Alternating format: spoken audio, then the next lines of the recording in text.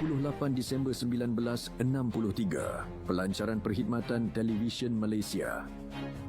Pada hari ini dalam tahun 1963, pelancaran perkhidmatan televisyen Malaysia disempurnakan oleh Yang Teramat Mulia Tunku Abdul Rahman Putra Al-Haj Perdana Menteri di Studio Sementara Televisyen Malaysia di Dewan Tunku Abdul Rahman, Kuala Lumpur. Pada awal pelancarannya, TV Malaysia akan bersiaran 5,5 jam sehari atau 44 jam seminggu dengan tambahan masa siaran pada hujung minggu.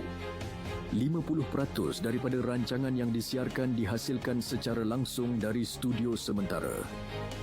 Sebahagian lagi adalah tayangan filem-filem sumbangan filem negara dan lain-lain sumber luar. Sebagai permulaan, penerimaan siaran terhad di ibu negara dan kawasan berhampiran.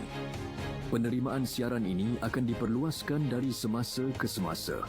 TV Malaysia mencatat kemajuan yang pesat dengan pembinaan stesen-stesen pemancar, antaranya Gunung Keledang di Perak, Gunung Tampin di Negeri Sembilan dan Gunung Jerai di Kedah. Perubahan dari TV hitam putih kepada TV warna pada tahun 1978 merupakan satu kejayaan besar buat media elektronik ini.